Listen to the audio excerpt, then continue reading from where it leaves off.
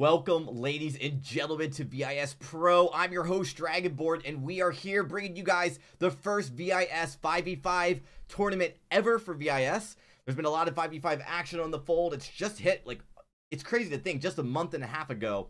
But we're here getting ready for our first official tournament, and I'm excited to be bringing you guys this action along with Tasty Bacon and Denominate, our casters for tonight. Guys, thanks for joining me.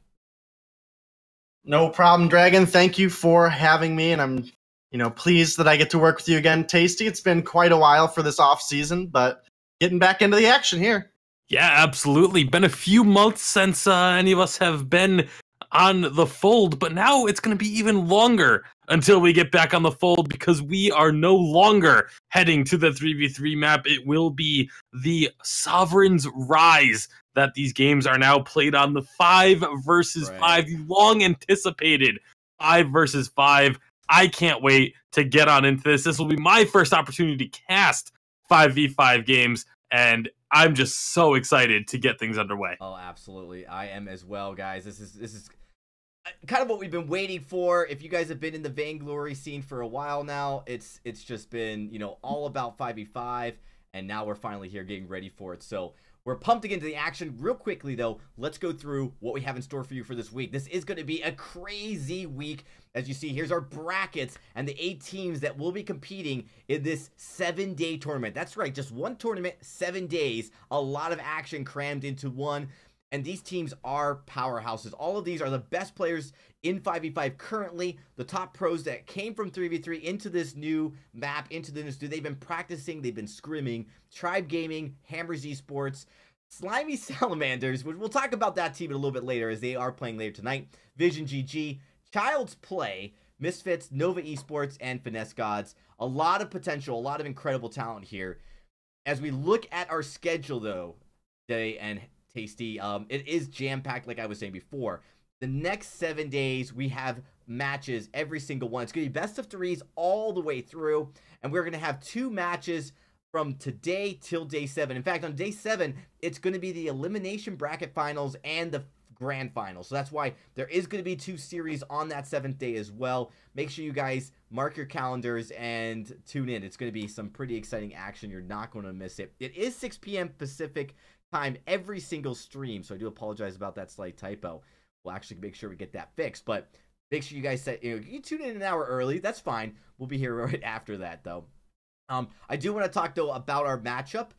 Our first matchup of tonight, guys. Tribe Gaming versus Hammers Esports. The word on the street, Tasty, is that Tribe is the powerhouse of 5v5 currently. They are the team to beat, as you saw with that huge announcement, bringing in the old Cloud9 roster and merging it with the World Championship roster in Tribe. Yeah, I mean, this team is just absolutely terrifying to look at. Just trying to imagine what other teams must have thought when this team roster was announced. This arguably 2 of the best teams in all of North America, and let alone the world. I mean, obviously Cloud9 didn't have the finish they were hoping for at Worlds, but they still were able to win all of the live championship events of last year leading up to the World Championship, and then Tribe, the winners of that World Championship. So there is a ton of pedigree in this roster, especially at live events, but it will have to be seen how they perform during the regular season when we do get to the VPL. And of course, it all starts right here with the VIS Pro. Absolutely. Now, the nominee, one thing I did want to talk to you about is we are coming into this season with something a little new, a little bit of a surprise. It has not been seen anywhere else till recently, and it is going to be a new ban drafting format completely. It is all new with 3 global bans per team, and this is a big change, one for a lot of the teams and for us as the casters, is because now we're going to be seeing the meta is going to be for these tournaments completely different than what you'll see anywhere else in 5v5. Yeah, you're absolutely correct. And this is one of the key things that makes Hero Pool so incredibly important. I'm not going to throw any names out there, but there's definitely been some players up near the top in the past who, really excelled on, a small handful of heroes and then didn't really branch out too far. Now we're at a stage in the game where we're going to have 10 picks and 6 bans. That is half of the heroes that exist in Vainglory. So definitely need to broaden those hero pools, work on some of those counters for some of the stronger picks that we have right now. For example, the Gwen, very strong pick right now. Kroll, Alpha, Rona. Now that we're into a drafting scenario, it's not going to be the 5v5 pub stomp alphas anymore. Yes, still a strong pick, but you have to still pick these things kind of strategic. Well, let's get into the draft. We're ready to start as the teams have been waiting anxiously. The draft begins. But we are going to begin as Tribe is starting off on A side. That they are, and they are going to immediately ban away the Fortress. Samuel will be the answer. I was going to say, what kind of picks do we expect to see banned very frequently? I think the Samuel, you mentioned the Gwen, the Alpha, a lot of those are going to be priority. Kroll as well is another one of these heroes that has really risen to the top in these 5v5 games. Yeah, and what's different too is you are seeing both teams get an opportunity to pick 2 heroes before we get into those next bans. So it's a very unique format, and it's one that teams have been aware of, and they have been practicing for this. So it's something that it's taken a little bit of an adjustment. There is no bonus time, so they've got to be quick on their feet. Yeah, you guys are absolutely correct. That change to no bonus time, while this isn't entirely official yet, we'll have to see how things turn out. It definitely puts you on the hot seat at all points of the draft. We've got a Taka now coming off. Kroll did make it through here on A side for Tribe, and Kroll has been one of those very strong picks, along with the CP Idris, that if you run into blind pick, they're very, very difficult to deal with.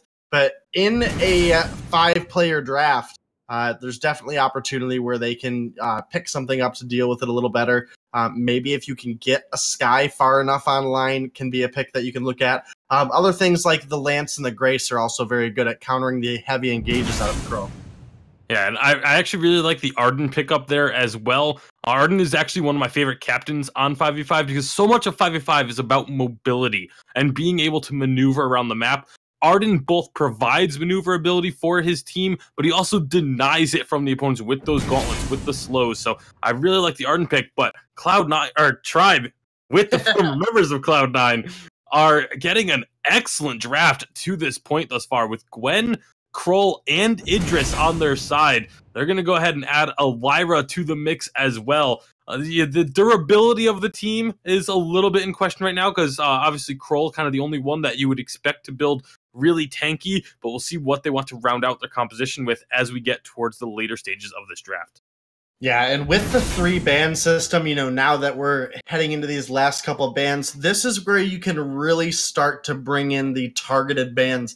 As far as any of the incredibly strong power picks, they're either banned away already or they're picked. So if you know a player excels at something, this is where you're going to start to target that hero pool and try to make sure a counter does not go through to your draft. Celeste, one of the ones who in the late game can be very efficient at taking down a Kroll, thanks to those large damage supernovas she's able to put out quickly.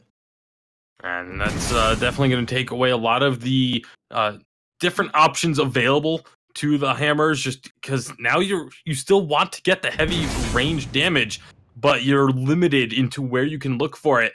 Adagio going to come through as well. That's going to be another one of these picks that can roam around the map very effectively, can provide ganks to different lanes and make things happen as long as he wins his lane. Because generally you're going to see this Adagio being built as a carry, and that's, again, the mobility on 5 versus 5. If you win your lane, you open up yourself to be able to travel across the map and get your other lanes snowballing as well. So each single lane is incredibly important. Yeah, absolutely. And this should be fun getting in here. Again, guys, this is really our first competitive look at how Vainglory 5v5 is going to start to form. You're going to finally get to see what the competitive rotations are. And, that's a lot of useful things that, some of the people who are a little bit less experienced can use. So definitely a lot to learn coming through this match going forward. Yeah, and that's, like I said, it's the mobility and the rotations are going to be so important. We're going to be talking about it a lot, not only just through VIS, but even when we get to the VPL, it's something that's probably going to be touched on all season long, is a heavy emphasis on mobility and rotations across the map. So it's something that you want to focus on at home when you're watching these games, something you want to try and maybe implement into your own games of 5 versus 5 here on Vainglory. But it's definitely these pro players, even some of them are still figuring things out. That's one of the beauties of having an early competition like this is, you know, we're going to see things adjust and adapt as we go along. Absolutely. Well, ladies and gentlemen, we are just about ready to get into this matchup as the players are in the selection scene. I did want to quickly touch on some cool new features. If you're tuning into the VIS channel for the first time, or if you've been here for a long time, you can now quickly pull up who are the casters for tonight. We have some cool commands that we have implemented. Just type in ! casters and they'll appear. So Tasty and Day don't have to like type in chat who's casting or remind everyone it's you guys. More importantly, if you want to pull up the bands, well, they will appear on stream. So you'll actually see them come down from the scoreboard. You can now type in ! bands and the bands will appear in chat as well if you want a quick check on that. And of course, if you want to see who's playing next, right now it is just Tribe and Hammers that are playing next. But if you want to see who's coming after that, we will have that updated and you can type in ! next for those commands. We'll be adding more commands in the near future. Again, thanks everybody for getting that quick little update. We are just about ready to jump into the match. So Tasty, Bacon, and Denominate, take it away.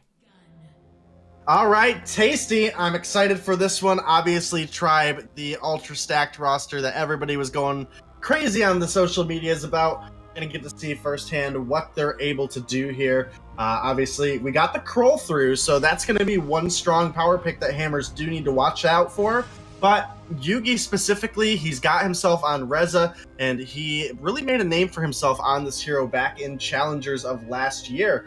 So I'm excited to see how this ends up going. A lot of crowd control available for the side of Hammers as well. So it's going to be about if they can lock down this Kroll and transition any of that damage to the backline. Yeah, absolutely. And there's a lot of utility for this Kroll to be able to survive. You know, both between the Lyra and the Adagio, there's a lot of tools to just help keep him on the front lines. Right now, looking at not really a heavy invade by either side, just a little bit of harass coming up from both the captains, but it is going to be both Crystal Treants taken down first.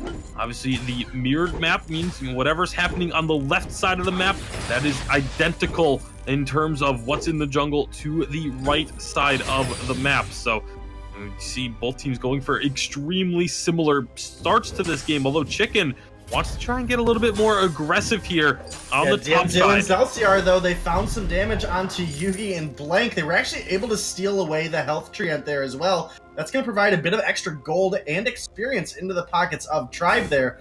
You see a couple hundred gold advantage in their favor. While it's nothing that Hammers can't come back from, it definitely is a solid start here for Tribe. Gabe Bizzle up in the lane. Obviously, the captain coming from Cloud9 has moved into that more utility lane role, and I definitely am excited to see him return. Here we go, though. Old School taking quite a bit of damage in the lane, well as Papa John gets a bit returned back at him. Yeah, it's going to be pretty hectic. If there's one thing we've learned from the preview matches that we've had, you know, both at Worlds and at the 5v5 launch event, it's that the action is just as frequent and incredible as we saw in 3v3. There's constant fighting going on across the map. You see right now lots of members in mid. Yeah, there absolutely are, and Yugi is going to drop. First Blood is going to go over to Fleta, who is max green, just to clarify that for everybody. And then looking over here at Rona, this is Gatsby on Jesus is another name change for him. So just to keep everybody up to date on those two names, definitely veterans of the Vainglory pro scene. And Old School, he's on this Crystal Idris, and Crystal Idris is in a pretty good spot right now, Bacon. I don't know if you've really gotten to play too much with him, but once you get that Alternating Current and Dragon's Eye line, I actually missed that trade. Yeah, it's very easy to miss trades, but down in bottom, it was actually Dienzio and Zelciar going in very heavily on Blank. They did get their kill, but they dove a little bit too deep looking for it, and they were actually traded back 2-for-1 in favor of Hollywood Hammers, and that's going to be allowing them to keep that gold score relatively close. Yeah, it definitely is still very close. There's definitely a lot of scaling potential that comes out of the side of Tribe, obviously with the Kroll and the Idris, as I was just trying to touch on. And Papa John looking to invade this jungle, and they're gonna not get the tree, and now they have to just run. Yeah, Zelciar is able to pick up that weapon buff, and let me tell you, a Krull with that early weapon buff is incredibly scary, and we will have to look out for those aggressive ganks that Zelciar is going to be able to put together. As Tribe, they are taking another weapon buff here out of the Hammers jungle, Hammers Esports jungle, and Jesus not quite able to make it on over to secure that one. In fact, takes quite a bit of damage on his way out. And Tribe, they've found themselves a 2,000 gold lead here early on over Hammers Esports. And now Yugi, he's on the run from this weapon buff Krull. Yeah, and I like that move there. He drops down the scout cam and immediately pays dividends as he spots Zelciar coming on through, so he's able to back away. And that's, again, the importance of vision. You have to be constantly making sure you get these cams down in important areas so that you can see your opponents coming. Try and deny vision from your opponents with them as well. The vision game becomes incredibly important, especially once we start getting a little bit deeper into this game. Yeah, absolutely. Old School, pretty low on health right now, and 3 members of Hammers Esports here in the lane. Does not look like they're going to aggress, but they are going to find Dienzio. Zelciar is waiting here in the bush. Can they pick up the kill? 1 onto Dienzio. Yugi is looking to try to get out as 4 are now collapsing on Zelciar. The Imperial Sigil coming out of Max Screen is going to help him get out. That little bit of heal as well as the additional move speed. Definitely beneficial for that Krull, who is going the Tension Bow start, it does appear, able to secure his farm. But Chicken and Blank, they are on the chase. They are looking for the kill if they can get it. Krull just a little bit too out of range for those Glimmer shots to hit with max effect. And Zelciar is going to make it out alive. 3-3. Gold in favor of Tribe, but you cannot count Hammers out. This Rez's mid-game spikes, definitely going to have to look out for that one. Yeah, and this is a time when things are really going to start picking up. Once those river shops spawn, you know, all of a sudden the 2 side lanes are able to start picking up items very frequently. You know, they don't have to teleport back to base or, you know, anything like that. They can just duck into the jungle real quick, grab their items, and stay out in the lane. So that's a very important timing point, is when those river shops first spawn. Yeah, and I do want to touch a little bit here. So we look at the Rona, who has not got a chance to really shop yet. Sitting on 2,300 gold. If a fight breaks out, Rona is definitely going to be at a bit of a hindrance. Meanwhile, Gabe Bizzle has not built a whole lot for damage for himself. Obviously going to be that utility. Utility Adagio will have some damage, but also able to provide some crowd control for the team. Zelciar now finding some damage onto the Rona, but the Red Mist, Fortified Health, going to keep her healthy. Now Zelciar and Max Screen, they are over here. They were able to steal away the Treant. Max Screen, a little bit of salt to rub in the wounds there. And Zelciar, he's sticking around. He's coming over, looking for the weapon buff. Can he secure it with the Spectral Smite? He is going to pick that one up, taking another bit of a lead here for the side of Tribe. Gabe Bizzle has, Jesus, pretty push underneath turret. Here comes Zelciar, though. Can they find the kill? Red Mist not available, as well as the Into the Fray, unable to get through that bright bulwark. That's another kill on the side for Tribe. And not a whole lot of split pushing going on right now by the side of Hammers. In fact, they were not able to get that Treant, the crystal buff away from Old School there, and I'm not sure they're going to be able to find the kill. Yugi's coming in, though. He does dive 2 turrets, finds that one. Still not able to take anything as far as the objectives. Meanwhile, Tribe, they did secure that top turret. Oh no, Papa John caught out a bit here. That is definitely going to be a kill going over to Zelciar. The action just does not stop between these 2 teams. In fact, Yugi might be giving up his life here as well. Another form detonator. That Fortified Health might help him make it out alive. Just barely, though, and I don't know if they're going to be able to defend this turret at this point. They are definitely trying, though. Max Screen able to heal up the team. Obviously, with the Krull able to use that Spectral Smite to heal himself up as well. The side of Hammers, they're going to have to watch out for that one. Chicken makes it out barely, and that middle turret, that one is going down. 6,000 gold lead almost for the side of Tribe. And now we get a chance to talk about those rotations that we mentioned at the start of this game. The members of Tribe going up top, putting 3 members into a 3-on-1 situation, and there was just no answer whatsoever from Hammers Esports. When you have 3 members up in one lane, you need to make an answer somewhere else on the map if you are not close enough to answer to that rotation directly. And instead, they got 1 kill, but they've lost 2 turrets as a result of this, because as soon as Tribe takes down that top turret, all 3 members just make the rotation down to mid and continue working. Now we got another fight on our hands. Yeah, we do. The From Hell's Heart did land onto Yugi. Dienzio coming through, huge damage onto Papa John. Finds 1 kill quickly. Netherform Detonator looking to get Yugi out. He's not going to make it. I don't think Chicken's going to make it either. That's 3 kills on the board there for side of Tribe. Jesus can't really do anything about it. And now Tribe, they might be looking to push up even further here. They have a wave coming towards mid. They obviously also have Dienzio up here in the top, pushing this wave up.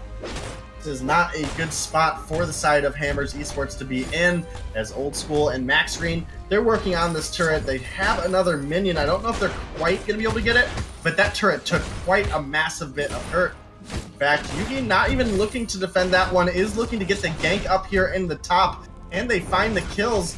Got a bunch of damage onto Zelciar. They are looking to get onto Dienzio, who is applying so much burst right now. Yugi does have the Rona here as well. Dienzio is able to pick one up early on, and now Old School joining this fight is getting some good damage from Hell's Heart. Stuns Rona up. Hammers were able to pick up 1 kill, 1 shot, 1 kill. Not able to pick up Zelciar though. 11-5 Tribe.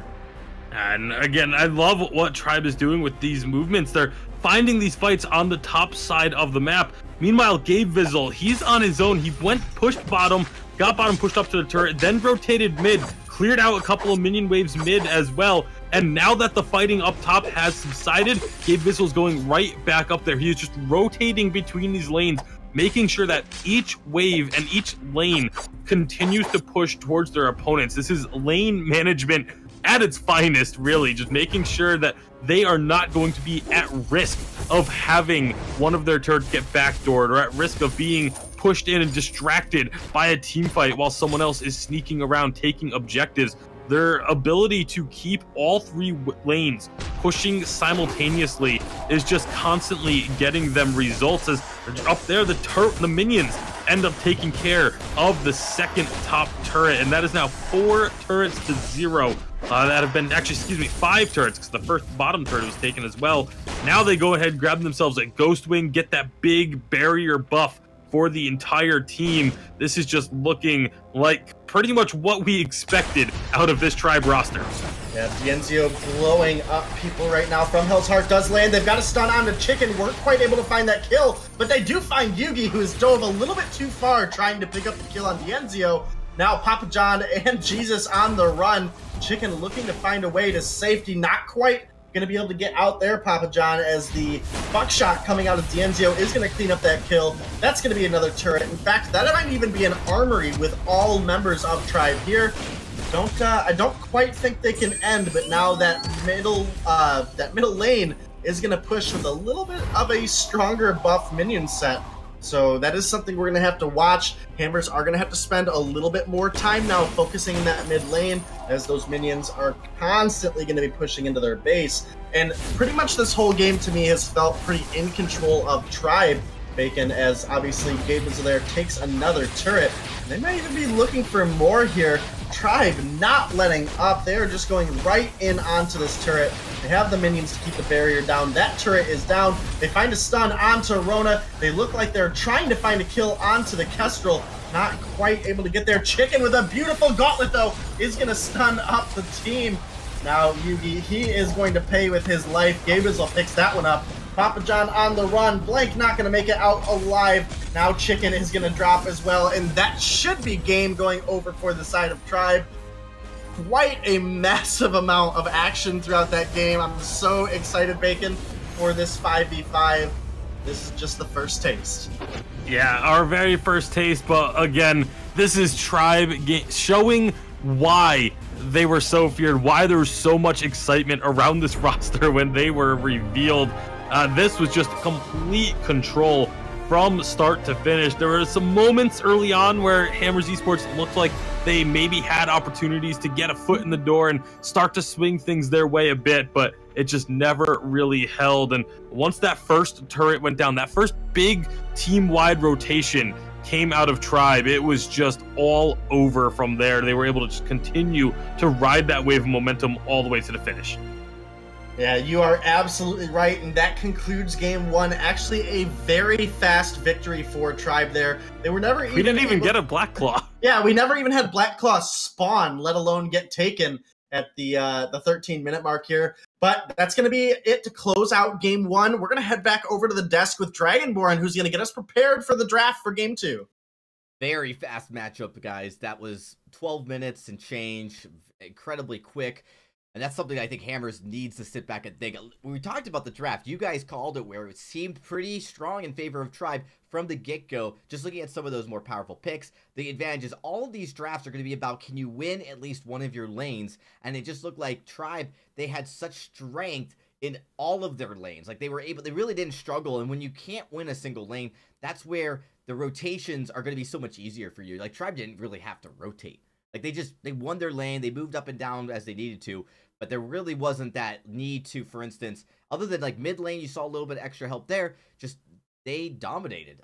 So great job. Hammers need to go back to the drawing boards as we get ready for game number two. It is a best out of three, everybody. And we are going to give the teams just a few seconds to kind of figure out how they want to approach their next game. Give them a few seconds to breathe as we will be getting into it. But what could Hammers have done differently there? When you take a look at their draft, the composition they chose to play, what were some of the things that stuck out to you from the early on? Because that game definitely spiraled out of control for them very quickly. I mean, I'm going to start it off by saying they allowed Krull, Gwen, and Idris through to the side of Tribe. Those are three of the strongest picks right now in the meta. And they didn't really do a whole lot as far as their draft to counter any of those picks. The Reza was maybe the best when it's shutting down the Idris through the mid game. But unfortunately, the coordination from Tribe just never allowed that to happen. Anytime there was an issue, they had enough control in the other lanes that if one lane did start to get pushed, everybody could rotate together, force the opposition back, and that's what one of the biggest things about 5v5 is going to be, is managing your lane control and managing your rotations. So looking forward, I do think Tribe is just the better team as of right now. Obviously, these are absolutely just pro. Their roster is so stacked that T-Tigers is sub. I mean, that should be enough to be said right there. But, there's definitely potential coming out of this Hammers lineup. Yeah, and I'm going to say that, it's the first game on 5v5. I think they were kind of, maybe taken off. We'll see how they come back in the second game. It is a best of three, and they're not eliminated if they lose this game. We are 8 teams here in this bracket, but it's double elimination, which means if you lose today, you come back in day number 3. I think it's 4 and 5 for the elimination games with a chance for redemption. So you're not out of it just by losing today. I think that should take a little bit of stress off some of these teams. It does mean, though, that you have to come into today. If you're not prepared, you have to regroup very quickly, as just a few days will pass. You'll be up again for more matches. All right, I think we're ready for the draft here in just a few seconds. Yes, it looks like we are. So, Tasty and Day, let's jump right into it. As it is going to be Tribe up, game number 1. Yeah, again, we are into the 3-ban setup here for the draft, guys. There's also no bonus time, so that does provide a little bit more stress here in the actual ban phase. We see the Reza getting taken off early here, and that's actually Hammers banning that one away. And then Tribe, respecting how strong Krull can be and just how early he can come on if he's allowed to pick up those weapon buffs, they want to take that one away so it does not get first picked as they did last time around. Samuel, another very strong pick in the meta right now, answered back quickly by Gwen, who we saw Dienzio last game on. Yeah, and obviously the Samuel is one of these picks that is pretty much going to be picked or banned, I feel, in this first rotation, just about every game. A lot of pro players are very high on the Samuel hype train right now. He is just extremely strong in 5v5 with having a ton of durability and the AoE damage potential that can come out from him. So just super, super effective. The Gwen as well is going to be pretty much picked or banned just about every single game. So No real surprises. It's one of the great things about 5v5 is there are so many picks that are extremely strong that we're not just going to see the same heroes getting banned every single time. Like, last game we saw it was Fortress Samuel as the first bans. This time around it's Reza Kroll. Those are going to change as the series and as this tournament goes on. It'll be, we'll still have a lot of heroes getting picked and banned regularly, but the order of, who gets more priority is going to change team to team. Yeah, you're absolutely right. And Taka is another one of those picks that's really come to light in 5v5, thanks to some of the health changes, as well as some of the item changes make him very interesting. Can go down that weapon or crystal path. I do like the Spellfire build on Taka if he does go into that crystal path. The Grumpjaw ban, definitely something we'll see a lot of. Grumpjaw in 5v5 particularly can be a little bit difficult to deal with. He's got all that extra armor and shield on that front line, and taking one person out of a 5v5, that is actually a massive way to swing a fight very early on, well as some very troll potential coming out of Grumpjaw with some teleport boots. We might see that a little bit later if Grumpjaw makes it through. But a Idris now picked up by Hammers, and a Vox as well. Very likely going to be Crystal Idris, Crystal Sam, and then swinging into the weapon Vox, I would expect. But we'll have to see how they go about the rest of the draft. And they may switch that up to just depending on what kind of counterplay they want to set up. Yeah, that's the other beauty of 5v5 drafting is these heroes that have multiple viable paths. That's one of the design features of Vainglory is a lot of heroes have the ability to go weapon or crystal and still be viable, but just have different play styles. And Vox, I think, is one of the obviously biggest examples of it, along with the Idris, is you can choose how do we want to run this. Does the opponent have one big tanky hero that Vox can just spread damage around with a crystal path, or do we want to have the Vox go the weapon route and just look to just get onto the back line and assassinate targets the way that the weapon Vox can do? So you can kind of draft yourself a Vox, wait and see what your opponents draft, and then choose how you want to actually build him and round out the rest of your composition that way. Yeah, absolutely. And as we get further in here, we see the Catherine and the Rona come out here, and the Varia picked up by Tribe. And I'm actually interested to see who picks this one up. With the performance Dienzio had last game, I'd expect him to be sticking here on this Gwen. Looking at the Varia, I want to say that's an old school pick in this circumstance. Grace is going to be the last one rounded up here for Hammers. So this is either going to be a carry Grace or a carry Arden. I'm going to swing a little bit more towards the weapon Grace, but an Alpha gets picked up here by the side of Tribe. And Alpha right now in the 3.0 Vainglory 5v5 is possibly the tankiest hero that's out there. That's definitely a hard front line to get through, and that's going to put a little bit of hurt on what Samuel's able to do. And you mentioned I want to go back to something you mentioned earlier of who's going to be playing this Varia. That's the other thing that 5v5 presents is until we have a firmly established meta of what types of heroes go to which lanes, which we may not even ever end up with something like that. You don't necessarily know who's going to be playing what. You can make your assumptions, but until you actually get onto the loading screen, you don't necessarily know which player is going to be playing which hero. And so you have to factor that into your draft as well. And so there's so many different things that go on in a draft now. Drafting has become significantly harder, but also so much more important for each of these teams. And it's really going to put a big emphasis on the analysts and the coaches that these professional organizations are employing. Yeah, so far as I can tell through playing, I've gotten some games in with some of these guys. A lot of the pros are preferring that tanky top lane kind of utility carry in the top. So that'll likely be the case. That's actually not what we're going with here, though. So as I speak, I have to put my own foot in my mouth. It is going to be Gabe Bizzle on top lane on the Taka, who can be very difficult to deal with because he's so incredibly difficult to gank. We do see a lot of lane alpha in the meta right now, but it is going to be Zelciar taking that pick. So we'll have to see how they're able to pull that one together. It is going to be old school on the Varia. It is going to be Dienzio on the Gwen. And Yugi on the side of Hammers has picked up the Idris, and Blank is going to be on the Samuel. And those are probably the two key heroes from the side of Hammers that we're going to have to watch out for. The Crystal Idris and the Crystal Samuel have a lot of ability to spread damage around very, very quickly if played correctly. Against a aggressive dive like a Fortress Taka and Alpha, it is going to be all about the positioning coming out of the side of Hammer. Right. Well, we're going to be getting into the game. We'll see how that all transpires as we jump into the Rise. Tasty Bacon and Denominate, take us away. All right.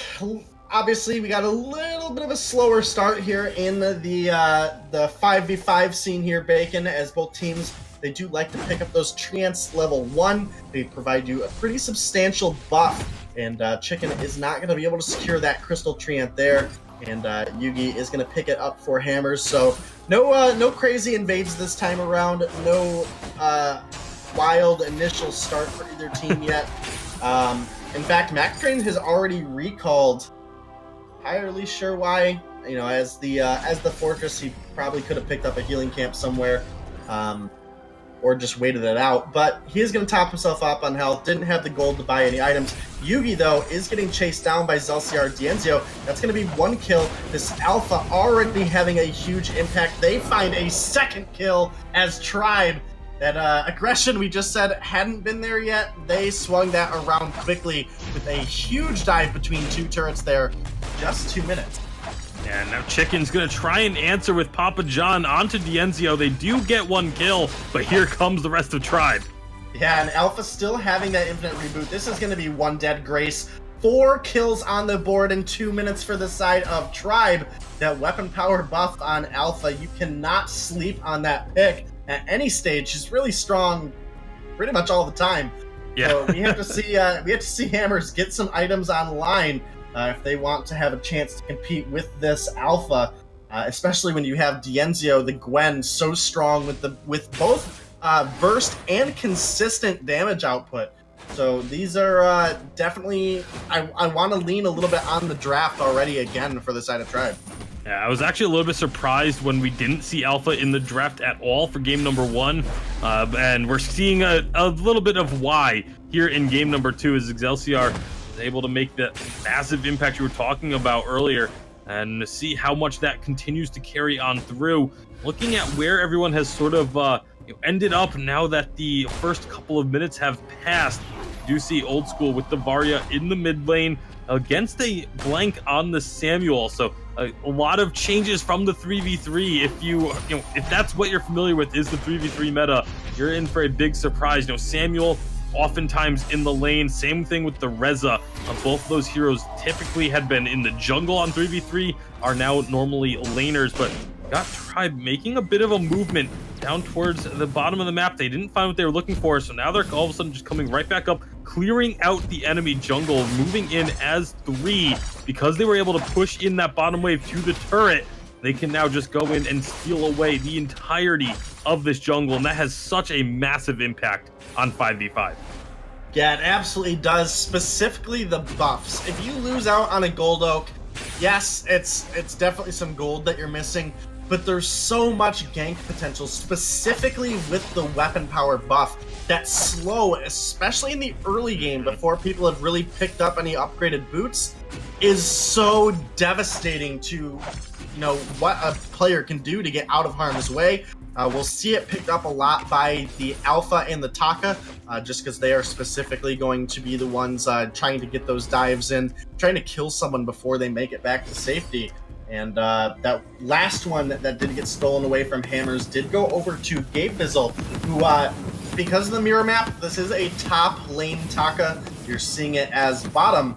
Papa John on this Grace does have double buff here, and on a Grace, that might actually be a decent time for Hammers to pick a fight, but he's so far behind on items right now because he's got gold in pocket that it just be kind of risky.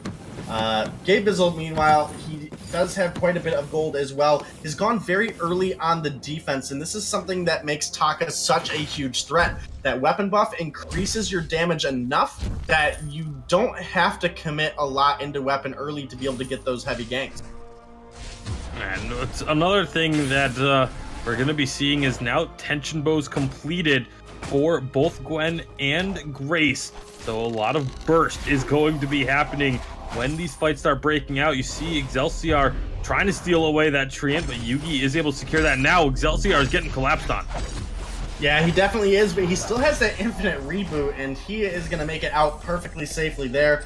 They were trying to find some damage onto Dienzio, weren't quite able to get it, but it is still signs of life getting shown by Hammers here. They were able to force off the aggression, as well as they didn't lose out on anybody. Varia ult is out, though, and with, again, with the low upgrades on boots right now, that is when players are the most susceptible to a slower, more telegraphed ult like that. In fact, we saw Blank take a couple hits from that, keeping him in the danger zone. Now, Max Green here in the mid is going to maybe look to get some damage. We're going to have to see if he's able to pick up the kill. Fortress, very aggressive. That is a kill going over to Max Green. Blank stuck his neck out a little bit too far. Kind of felt that coming, in all honesty, but that's another kill now as Yugi does get dropped in the top lane. Celsior in that infinite reboot is going to come back healthy enough to get another kill for them. Does pay for it with his life, but 7-2 right now. Tribe, they're okay with losing out on that one. Yeah, they lose out on the one death, but it was also a 2-for-1 trade in favor of Tribe up in the top lane, so definitely not going to be sweating that death much at all. We look across the map down towards the mid lane. You see Fleta and Old School going in onto Chicken, nearly getting the kill. Not quite able to take that down, but now with this Crystal Treant being contested, here comes Blank and Yugi to try and stop that steal. Looks like they will be successful. No, Old School gets it with the snipe from the Varia. That's one of those things you have to body block that. You have to know that that's going to be coming over. That is a steal that really should not have happened. Yeah, you're absolutely correct. But, definitely something we'll have to see Hammers work on. Look at the burst that comes out of Dienzio here on Yugi. 2 shots bring him down to about half health. And he's going to be looking too far up here. Does have the Dragon's Eye online for his first item, so that's going to be going towards Alternating Current second. And Samuel has just now picked up the Dragon's Eye as well. And this is where Samuel does start to have some power spikes. Specifically since the Alpha will be primarily on the front line, and Samuel, because of his range, he'll be able to build up those Dragon's Eye stacks very easily. Then trying to get that damage around Alpha onto the squishier backline targets, that is a little bit more of the question. Do you try to blow the Alpha up on the front line, that hero that has 2 health bars, or do you try to sneak that damage around onto Dienzio and prevent that heavy damage that a Gwen can provide? Right now, a lot of members from both teams are around this bottom lane. See if anything does break out down here. Decent chunk of damage onto Zelciar's Alpha. But I want to look at Max Green and his itemization. He went for the Shiver Steel as his first item on this fortress. In last game, he also went for, didn't prioritize the Fountain of Renewal. It made a bit more sense with the Lyra, because it's something that we've seen Lyras do even on 3v3 on the Fortress, still willing to delay the Fountain of Renewal, because he knows that the massive team fights aren't going to be breaking out immediately and you don't necessarily need it. But speaking of team fights, yeah, we definitely got quite a bit of damage breaking out onto Papa John. He is not going to make it out alive. That's a kill going over to Tribe. The Alpha did get put to sleep by the Oblivion, did not get blocked up. Obviously, no Crucible yet out of Max Screen because he went with that Shiver Steel. But because of Fortress's dive, that Shiver Steel is so incredibly potent. As we see it right there, the dive that comes out of Tribe is so difficult to deal with. LCR sitting there tanking up those turret shots. They're going to find that mid turret, so that's the first objective now going over to the side of Tribe. And it looks like Max Green and Gabe Bizzle, they might have been looking for a gank onto the Vox, not quite able to find it as their wave was a little bit too pushed up. Now, action never stops up here in the top lane. Yugi just barely making it out so far. Can they find the kill? They find one, but it instantly traded back. Zelciar coming up from that infinite reboot. He's going to secure 1-for-1. Yugi for Dienzio. Now, Papa John up here. This weapon power Grace, not quite blessed enough to find the speed to get the kill onto Alpha. Zelciar does have to be quite careful here. He does not have that infinite reboot, but does look like Papa John and Chicken. They're just going to go ahead and back on out. And that top turret is on the verge of falling in favor of Tribe as well. Didn't quite get it with that last push, but they did get it down to a low enough point where the next minion wave in will be able to take it out. And once we see these turrets start falling, last game, that was when Tribe just completely took over the game, and they're looking to continue to do the same here in game number 2 as they find another kill in the bottom lane. And we saw Gabe Vizzle, once it got to around this 8 to 10 minute mark, the team sort of left Gabe Vizzle to his own devices, let him do what he wanted while they rotated as a 4-man group across the map. So a little bit of different play style this time around because they don't have as large of a lead. Yeah, you're absolutely correct. There's definitely quite a bit of control in favor of the side of Tribe right now, as some more minions there going to take down another turret. 2 turrets up now for the side of Tribe, getting some gold on over into their pockets, and they're going to go ahead and start up the Ghost Wing here. Hammers, they know what's going on. They've got vision down here. Chicken, great use of that scout cam. Can they get this steal, though? Grace with the Benediction and the Tension Bow could potentially get the steal here over the wall. Let's see if it comes through. Unfortunately, Taka is going to lock that one up. Gabe Vizzle with the last hit. Papa John now is going to drop. That kill's going to go over to Old School. Now, they were looking to get the chase down. The Shiver Steel does not come up for max screen for a couple more seconds, but with Jesus on the run here, this might just be bottom turret. In fact, it does look like Zelciar and max screen. They're going to find that kill, no problem, and then they are going to help push down that bottom lane, try to get more gold in their favor.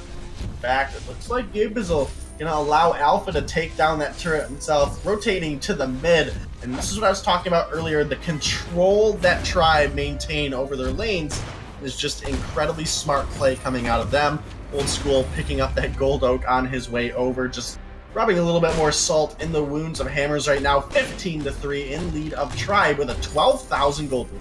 Yeah, that gold lead just skyrocketed off of that Ghost Wing take. They got the Ghost Wing and then immediately pushed up and took 3 turrets to go along with it, getting the tier 2 in the top, middle, and bottom lanes. So a massive push was secured. Sorry, just the tier 1 in the bottom lane, but they're finding some more fights still here in the mid lane. And this is not going to be looking very good for the side of Hammers Esports. Yeah, you're absolutely correct. Papa John obviously going to drop there in the mid, and now his Chicken on the run. Can he make the great escape? I don't think so. Zelciar is going to secure that one. And just to recap here a little bit, as Gabe Vizzle picks up another one, and Dienzio answers with a 4th kill for the side of Tribe. It's been a slower snowball this time around, but this game, once again, has for the most part felt very in control by the side of Tribe.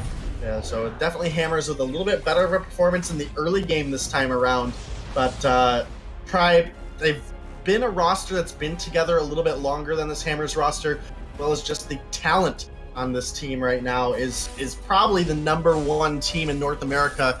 I know it's really, really early to say that, but just looking at the actual talent pool that we have, I think Tribe is probably the strongest team right now. Yeah, so unless some players show up out of nowhere that just completely blow our minds, I think it's pretty safe to say that Tribe is the odds-on favorite for this inaugural season of the VPL. But, we'll wait and see. You never know. Talent could come out of nowhere. We've had it happen before. But right now, Tribe just continuously pushing in and getting more and more control over this Hammers Esports roster. They've down to just 4 turrets remaining on their side of the map. And obviously then those armories behind the Ghost Wing does make his first appearance in the VIS, as he has a sorry, not Ghost Wing. I'm waiting for Blacklaw. I've called it as soon as 5v5 was announced that I was going to be screwing up these 2 dragons' names for a while. It's going to happen. I apologize in advance. But we are going to get our first Blacklaw of VIS Pro here in just a few seconds. Yeah, absolutely. It's coming up here very shortly. And I do want to touch base a little bit here just for everyone watching. There is a little bit of a spectator bug right now. The items are not up to date. So you won't see things like Dienzio does have the Sorrow Blade and Breaking Point complete. Papa John does have a Sorrow Blade and the Attention Bow for himself as well, but some of these items will not populate right now, so just kind of keep that in mind as we progress through this game. If we get any key item spikes, we'll definitely try our best to update you on those. Alternating Current completed for this Idris just now as well, so just want to make sure I see people asking in chat about it. So yeah, it's there's definitely still some kinks that need to be ironed out with the 5v5 spectating. Shiver Steel down here in the bottom is just making such short work of this Vox. He is going to get left alone for a second here. They're playing with their food a little bit, having some fun with it. Black Claw pushing down the lane. Tanzio here helping that one out. Finally, Gabe Bizzle decides to put Jesus out of his misery, and it's just Tribe pushing in. The central armory is going down. They find a kill on the chicken. They're going to take the top armory as well, and with Black Claw as healthy as he is, and with not a single member of Hammers on the rise right now, it is going to be game 2 going over to the side of Tribe.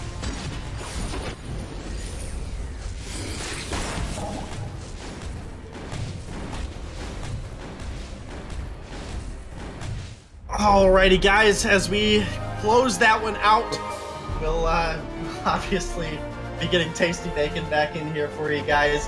So he's got plenty to say about that game. You know, obviously, again, Tribe versus Hammers here to start. Felt very in favor of Tribe pretty much at all points. But, you know, Hammers, don't be discouraged. This is probably, again, one of the harder teams that you could have possibly gone up to play against. And, you know, we look forward to seeing more out of you later. But Bacon, I mean, you know, is there anything specifically that you noticed out of our first look here of Vainglory 5v5 that you think is going to be some of the key factors moving forward? I mean, I'm not really sure how much we can glean from this game other than Tribe is really, really good. They are, these games were not close, or I'm not gonna beat around the brush. There was some moments in the early game for Hammers Esports right off the bat in both games where they were able to find some opportunities, but once things got a little bit later on, once it started coming down to the rotations and the movements across the map, Tribe just absolutely had a large advantage there. And even you look at the CS numbers across the board as well, it's, you know, there's just clear leads for just about everyone on the side of Tribe as opposed to their counterparts in Hammers Esports. So just very crisp gameplay. Early, even though it's early, there's definitely a clear understanding from the members of Tribe of how to approach this new map and how to approach their win conditions. Yeah, you're absolutely correct. And with that, I do believe Dragonborn is ready for us to throw on over to him. So, you know, maybe he'll have a couple things to say here about what we witnessed in our first look at the competitive 5v5 scene. And he'll also obviously be getting you guys ready for what other matchups we're going to have. We'll get into those drafts for you as soon as we can. So, Dragon, go ahead and take it away. Thank you, Denomine. And absolutely, what a crazy matchup that was. With Tribe going 2-0, we said that Tribe probably is the team to watch going into this preseason as we get into the 5v5 action. It's just been really all that everyone's been talking about. It's been some closer matches we've heard in Scrim, but for the most part, Tribe has been coming out on top, and so far today, that is still the case. We're going to be getting ready for our next matchup, though, in just a little bit, ladies and gentlemen. It's going to be Slimy Salamanders going up against Vision GG. Make sure you guys stay in. We're going to take a quick break, and when we come back, our second series of the night will commence. See you get in just a few, guys.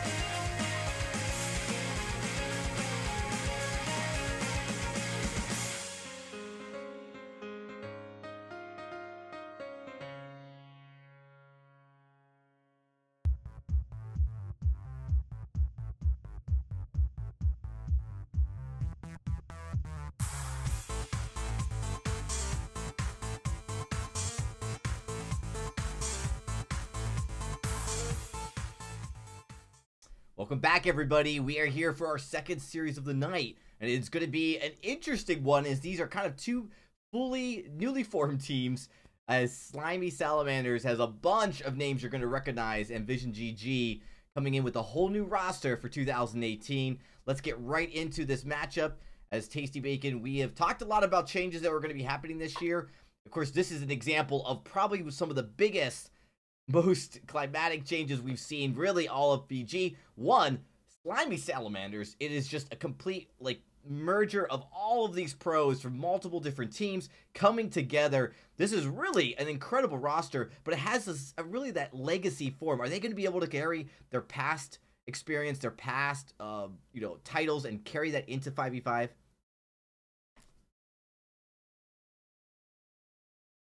Oh, I thought there was going to be more to that question.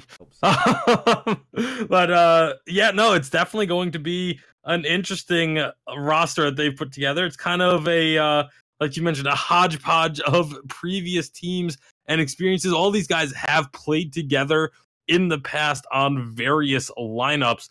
But, Status, Mixi, Wrecked, Poly Original, and Iraqi Zoro, some of them returning to the professional scene, some of them just joining up with this team from other rosters. It's definitely going to be one of these teams that could make a serious push if they're able to get that synergy on point, and for some of them get back into the swing of playing in a competitive environment. Yeah, we're going to see how that all plays out. We're going to see if they can get into that swing in just 2 seconds as we look to get into the draft. In fact, it is ready to start, so let's jump right into it. Slimy Salamanders takes on Vision GG, starting on A side. And I also do want to talk about Vision a little bit as well as we get this draft underway. Vision Gaming has gone through some major changes of their own as well. I see a lot of the members that you may have been expecting for Vision Gaming not going to be there. Players like PvP Warrior, Kaz, and why am I drawing a blank right now? I'm completely drawing a blank. Shaded Talent, yes. Apologies to Shaded Talent. I tried to give you the opportunity to get it. Yeah, it was on the tip of my tongue, but I hadn't seen them in so long that I had lost it. But I loved that 3v3 roster from Vision Gaming. It was one of my favorites. I was really looking forward to seeing what they would do in 5v5. But apparently the answer is completely shake things up, as they now have an entirely new roster. But we are going to be seeing this draft already getting through the first couple of picks. Yeah, absolutely. A Samuel Intaka picked up for the side of the Slimy Salamanders. In Vision Gaming, they've got themselves that all-powerful Gwen that we saw D'Anzio dominate the Rise with last game, and the Fortress that Max Green had just made it so easy for that Gwen to get in, get the damage down. That is a devastating combo. The Kroll and Rona banned away, so 2 of those really durable frontline heroes, and now a captain here taken off. That Lyra does get targeted, and now looking at the side of Salamanders, they probably should answer back with something that's more of a secondary carry that they don't want to deal with the Gwen. They do go with the Varia, so that is definitely a strong pick right now. Other picks on the board, I wasn't going to say the Grumpjaw, but we still have the Vox, the Ringo, the Celeste. These are heroes that have been very, very devastating in some of the games that I've played as well. I've definitely seen some of these guys pick those heroes up, and I know it's well within their limits. That Grumpjaw we talked a little bit about earlier, though. That ultimate, the stuffed, taking one person, no matter who it is, out of the equation is so devastating here in 5v5. And you had mentioned in our last series the opportunity for some special plays to come out with teleport boots. If there was ever a team that I would expect plays like that from, it would be Vision Gaming. So we'll have to see if that sort of mentality that the former Vision Gaming squad had will carry over into their new 5v5 roster. I do hope we get to see at least one of those plays, because it's just hilarious and fun. The teleport boots gank is like the craziest thing to watch. So we'll have to see. And Alpha does make it through the draft alongside of that Grumpjaw. So very, very tanky front line, as well as the ability to dish out a lot of damage very quickly from this Gwen. Vision Gaming, they've got a very strong draft, but they will have to watch out for the Samuel. I do think this matchup may be a little bit more even than the last one we saw, and I think the Samuel is going to have a little bit more time to come online, and that's where he can be the most devastating. We need to get another weapon power pickup here by the side of these slimy salamanders, though. I don't know what you're talking about. I see 2 weapon power picks already. We need a captain pick. All right. Still on about the weapon art. Maybe it'll happen. Maybe starting early this year, boys. We don't have a lot of range, though, so they do go with the Vox. Yep. This makes the most sense. Committing that much melee into a Grumpjaw and an Alpha could be a little bit on the risky side.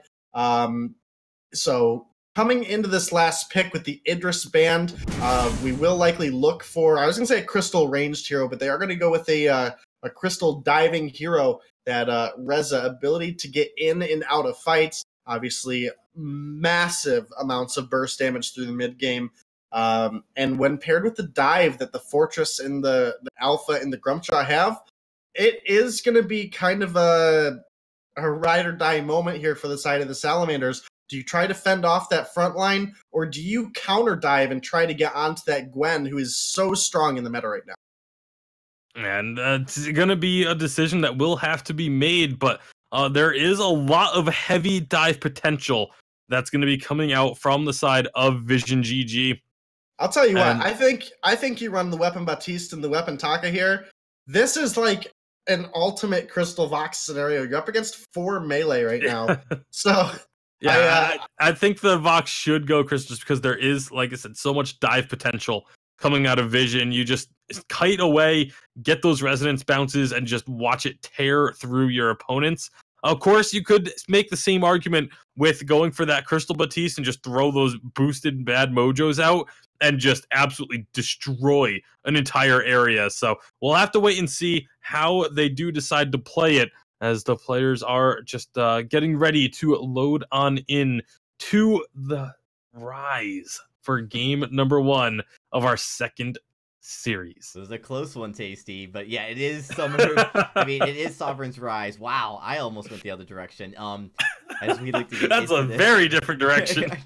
We'll just let that one slide. All right, we are getting into the match up in just a few seconds. Again, want to thank everybody for tuning in tonight. This is our first 5v5 stream of the tournament. In fact, our first 5v5 tournament of the entire Vainglory ever, but obviously of the year as well. Make sure you guys, if you guys want to check who the casters are or the bands, you can type in !casters, !bands. It'll appear nicely in the Twitch chat with more commands coming. And again, if you love this stream, hit a follow. We appreciate all the support the community's given to us, and we are excited, of course, to be bringing you guys another season of VISPRO. All right, with that, it looks like we are heading into the Rise. So, Tasty Bacon and Denominate, I'm going to kick it over to you guys. All right, Bacon, as we get into this, I do see Pod the Original with a Weapon Blade and a Swift Shooter. So maybe going down that Crystal Vox path. Again, talked about the Crystal Vox into 4 melees. Definitely makes a lot of sense. We obviously also talked about the Grumpjaw. Really, really hoping to see the Teleport Boots play. We'll have to see if it goes that way, though. Definitely would be exciting, though. I think I'm most excited to see Rect back on an actual roster, not sitting as a sub on Cloud9. So interesting to see how still in tune he is with his Vainglory skills. Yeah, I mean, I'm sure he was able to keep himself tuned up on that Cloud9 roster. Probably took a lot of insight from being part of that organization over the course of the past year. You know, just because you're a substitute doesn't mean you're not involved with the team. So that a lot of the insight that he likely gained as a part of that team could carry over to this squad of veterans and really help them out with this adjustment period going into 5 versus 5. And we'll see where things end up playing out. For now, Rakizoro will be on this Vox. It was always one of his signature picks in 3 versus 3. now in this bottom lane. Gonna be trying to carry that over, though we do see Pon the Original and Arakizoro both in the bottom lane for now. It looks like Pon's gonna actually be kind of roaming the jungle a bit with this Batiste. And we'll see Taka actually gonna be up in the lane against Neon Fire's Gwen. And once again, we see the Taka starting out with a lot of armor early on. That is what we saw Gabe Bizzle do on his Taka performance last game. I expect most Takas that we see will follow a similar path. In the mid lane, Mixi did get quite a bit of damage there onto Illust. Now Girls on Boys with the weapon buff here on this Grumpjaw might be looking for a kill. It is going to go over to Illust. Are they going to be able to answer back? The Salamanders do. On the Original picks up one. Looking for Girls on Boys, not quite able to pick it up. In fact, Rex not quite able to get that one either. Now both weapon buffs are in the hands of Vision Gaming. Sorry about that. But the Vision buffs do not stack though, so that's one of the nice things, is that the Vision buff was actually lost because it's just Benzo that was able to get his hands on that second one, and so they have timed out now, so those buffs no longer going to be a factor. But we'll see. That early play going the way of Vision GG. Definitely got to be giving them a little bit of a shot of confidence here in the early going. Yeah, absolutely. Samuel still at quite the buff stage in Vainglory. This is 3.0, not 3.1, obviously. And he is a menace. The ability for him to regen here in the lane gives him quite a bit of sustainability. And we'll have to see if they're able to do anything with it. Illust constantly getting poked out here by Mixi. Meanwhile, in the bot lane, Arakizoro does have Too Sweaty pushed up against his turret. Grumpjaw looking for an invade here. Can he get the Crystal Treant? There's nobody from the side of the Salamanders that are even remotely close to being able to pick that one up. Meanwhile, quite the kill from Iraqi there, picking up, evening things up 2-2. Gold lead, not really anything as of right now. Couple hundred inside of the favor of the Salamanders. Nothing major is now on the Original Iraqi. They're going to go ahead and rotate through the jungle. Probably get that weapon buff, I would think, on the Original, since he's going to be obviously roaming through the lanes, looking for those ganks. And a weapon Batiste with that weapon buff. Obviously, he's got the slow on his bad mojo. Has the Ordain that can lock a target down. Well as that weapon buff makes gank so devastating. Well, speaking of gank status and wrecked, going to be duoing up for the kill underneath that top turret. This is the second time now we've seen the Salamanders willing to just go diving deep underneath a turret in order to find a kill. They also caught Girls on Boys coming out of their jungle. We're able to get that kill onto Grumpjaw, so a nice job answering the early aggression from Vision, as the Slimy Salamander is able to pick up a few kills of their own. And you look at the gold difference, it's a little over 1,000 gold in favor of the Salamanders. That veteran experience starting to pay off for them here early on, as again, Pon and Arakizoro going to be stealing away some camps, sliding the minions over into the jungle. That's actually something that you're not going to see a ton of, but if you can do that intentionally, you pull those minions into the jungle, it allows your wave minions to push up a little bit further and can actually start to lead to some stacking minion waves and, you know, deny CS away from your opponents. So while early on, I don't think we're going to be seeing that a ton, I do actually fully expect that to be a legitimate strategy that teams look for as they get more and more accustomed to 5 versus 5. Yeah, especially for teams that get ahead, right? Like if you have that safety net of being far ahead, you can definitely get in there, get some proxy farming down, and that does allow you to effectively push turrets. Meanwhile, down in the bottom lane, Arakizoro once again going to push that wave up against Too Sweaty. We have a couple level advantages here already developed for the side of the Salamanders. Obviously, Arakizoro hitting level 7, Too Sweaty sitting down here at level 5. So that lane for lane matchup. Meanwhile, Grumpjaw does pick up a kill on the Mixi in the lane. Rex now going to try to hold off the 3 members of Vision. In fact, they might look for another gank as Taka is pushed very far up right now. Taka does have that Vision in the brush if they decide to make that rotation. That just another Crystal Treant. So I'm a little little disappointed with that rotation there. Yes, they were able to get that crystal buff, but they didn't get any objective damage down, and they didn't get that potential gank on Status, who is in the top lane. He was very low on energy, and they just took too much time getting into this.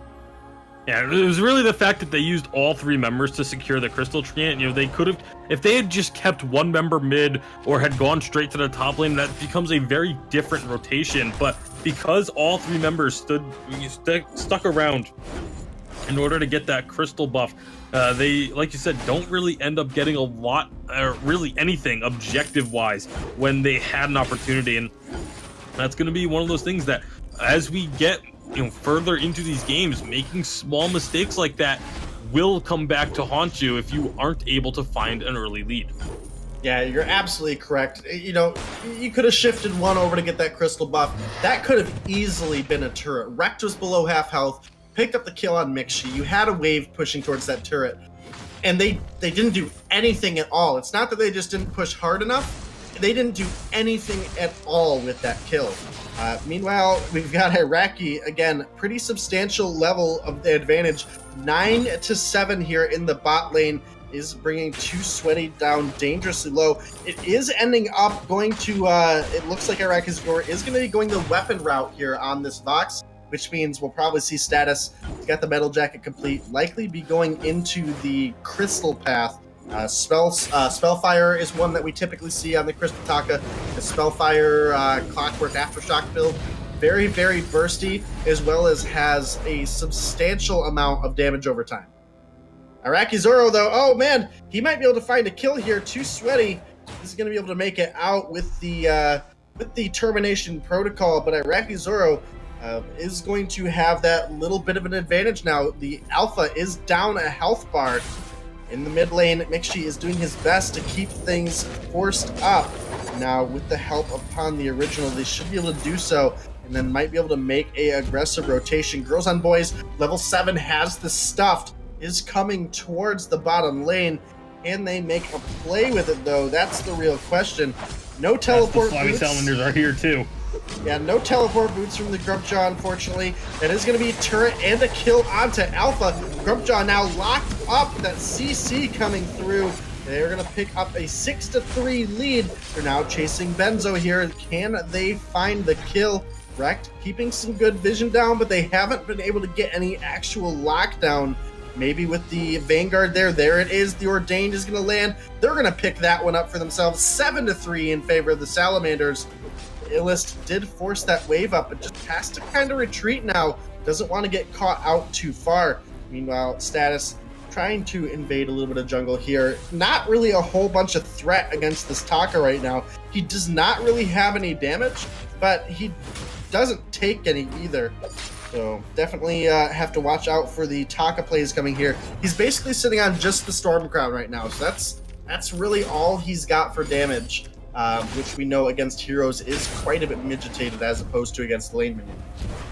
Yeah, and right now the damage that's coming through from the side of the Salamanders is pretty impressive. You know, we were talking about the dive potential from the side of Vision GG, but there's a lot of burst and a lot of AoE that is being dished out, even with the melee, the melee focus Batiste of the weapon power route that Pawn the Original has gone. And same thing with the Vox, but the AoE damage from the Samuel is something you cannot overestimate.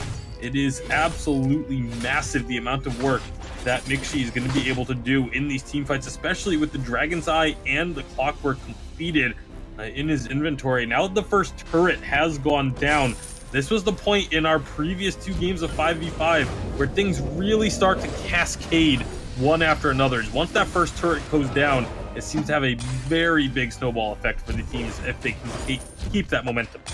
Yeah, losing your first turret in 3v3 was pretty detrimental, but it makes it really, really risky in 5v5 to try to actually farm out your wave. You're very, very far away from a safety net. The distance between turret 1 and turret 2 is greater than the distance of turret 1 to your choke point turret in 3v3. They're about the same, just as a little bit of a relation there. Ghost Wing is started up by the side of the Salamanders. they're going to go ahead and pull off as they're looking for the kills. Once again, Ordained going to lock down Benzo. They find 1 kill. Rekt now tanking up a lot of that damage. They've got Alpha into the infinite reboot. That's a 2nd kill on the board. Illest is dangerously low, and none of the carries on the side of the Salamanders are low enough for him to make a play. It's going to be just a 2-for-none trade. Not really anything that the side of Vision were able to get out of that. They weren't able to get any split pushing down off of that. They are going to lose out now on Ghostwing as well, and obviously that's going to give a pretty substantial barrier to all members of the Slimy Salamander. And it's really just, this one is a lot about the compositions coming through. It's a dive-focused composition from the side of Vision GG, but there's so much anti-dive on the members of the Slimy Salamanders. Between a Wait For It from Vox, the Oblivion from the Samuel, Gauntlets, and then, of course, the Fearsome Shades. There's so many tools on the side of the Slimy Salamanders to cancel out that aggressive team-wide dive that Vision GG is looking for. And we're seeing it when these team fights do break out. It is just, they're not able to get that dive to really stick. And now they're going to be in trouble once again, as 2 more kills going to go over very quickly from this rotation. Yeah, 2 quick kills, and we cannot discredit just how in control of the bottom lane Iraqi Zoro has been. He is sitting 40 CS above his opponent laner, and that is a pretty substantial amount. The Alpha, well, you can't see it on the spec client right now due to a bug, does have the spell sword complete, but does not have any form of shield for tanking up the Samuel's damage, as well as has been forced to go into a lot of armor here early on to try to survive against Iraqi Zoro, who has picked up the tension bow as well. Another turret does get destroyed by the Taka. Status making a good play there. And now 4 members of the Salamanders, looks like they're rotating down towards mid. Interesting to see where they all end up going. It looks like they've caught out Illest, and they find the kill though. There's the Ordained, does get blocked up. It doesn't matter though. Iraqi Zoro puts another kill on the board. 3-0-3 for him. 12-3 in favor of the side of the Salamanders right now. They are just looking to keep the pressure up. We see Mixi and Iraqi. They're here in the mid lane pushing, and there comes the rest of the team. They are looking for that objective control, and they are going to take it unquestioned. Yeah, they are really asserting their dominance at this stage of the game. And turrets starting to fall one by one across the map. You do have Too Sweaty getting a nice push in the bottom lane, but he knows that he's in trouble and has to recall out. Iraqi Zoro is going to be able to get here to really prevent too much damage from happening to his first turret in that lane.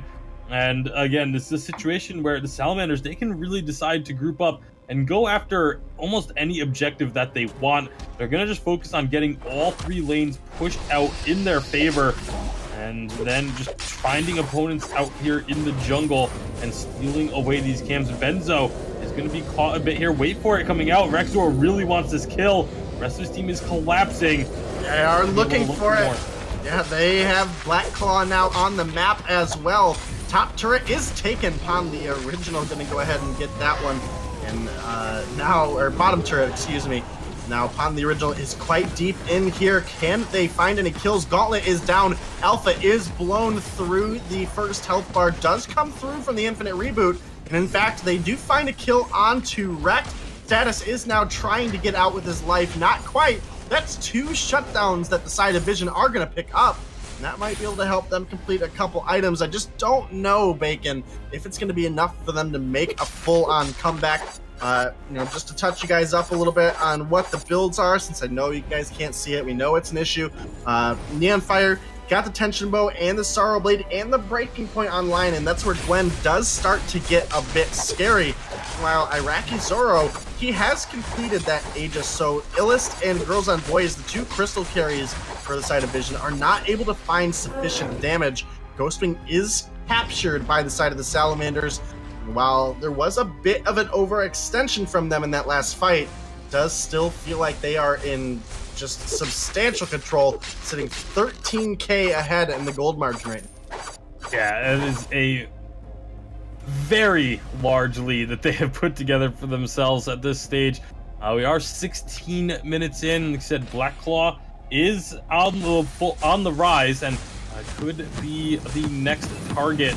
I would expect them to try and grab that and close out the game with that Black Claw push. Now that there are only 3 turrets remaining for the side of Vision GG, Black Claw can definitely get you the guaranteed 1 turret. They're going to have all 3 lanes pushing once again as they rotate back to the mid. You're absolutely correct, as they are looking to keep that aggression up. Fearsome Shade does hit all members of the side of Vision. Fortunately for Vision, they were able to hold off the aggression, at least for now, on that mid turret. We see a couple members of the Salamanders starting to get set up for that split push. Iraqi's coming down here into the bottom lane. The wave is pushing up. Neon Fire forced to deal with the top turret. Here comes the gauntlet from Wrecked. Girls on Boys does get the swallow. Can they make a play out of it, though? They did drop Pawn underneath turret. I don't know if it's going to be the most effective. They will for sure get the kill, but I would expect for sure get the kill, right? Yep, there it is right there. Meanwhile, though, the bottom turret and the mid lane turret were taken. Trading out 2 turrets for 1 kill. Not sure it's the most worth trade there. I would like to see them maintain grouping up into one spot. Could have saved one of their turrets, could have bought themselves a little bit more time. But now they have 2 armories exposed. And this is where things become very, very difficult for a team that's defending. You know, you have to make your decisions of which lane are you going to put your focus on as the defending team. Are you going to try and defend? Iraqi Zoro does get swallowed up by Girls on Boys. Mixi was looking for some play there. Can he get the Oblivion down? It does get blocked. Iraqi, he's trying to get out alive. A great save there coming out of Wrecked. And they've turned the fight around. Benzo is forced out. Wrecked does drop. But I do believe the side of the Salamanders will be able to turn things around from here. They've got the kill onto Alpha. They've got the kill onto Grumpjaw. Status was able to get a bit more damage down, but not quite enough to find the kill. They've stopped the recall onto Benzo. That's a 3rd kill now going over to the Salamanders. Illest and Neon Fire are on the run. They will probably make it out of here alive. It's just going to be a matter of time before the Salamanders start to put the pressure on as well. Illest did find a chance to recall here. Now it is Ghostwing back on the rise. Will the Salamanders do anything about it? They do have a bit of time left on the death timers. Not a ton, but with the speed they'll take that objective, they definitely could look to start something up. Looks like they want Black Claw. Looks like that's what they want. All members of the side of Vision are up, though. Here comes Illest. Can he get any Vision down? Wrecked is trying to push back that opposition. I think this Black Claw is just going to go over to the side of the Salamanders. Shy of a miracle god play somewhere. It's not going to happen, though. Black Claw unleashed. The armory is exposed on the side of Vision, and this may just be the Salamanders taking game 1. Yeah, if they group up with this Black Claw, they should be very easily able to take that armory and potentially a fight thereafter as well. They've also got minions pushing in the top lane. It'll take a little while for those minions crash into the turret up there, and the bottom mid wave is not going to be an issue either, but here we go. Yeah, this fight's breaking out. Gauntlet is down. Too Sweaty on the front line, taking a massive amount of damage. First kill is on to Illest. Status picks that one up. Alpha is now dropped into the Infinite Reboot. Second kill does get picked up on the Neon Fire. 3rd kill goes down onto Too Sweaty. And now 4th kill on Benzo. Black Claw, incredibly healthy. All members of the side of Salamanders, incredibly healthy. That's going to be game 1, 20-8.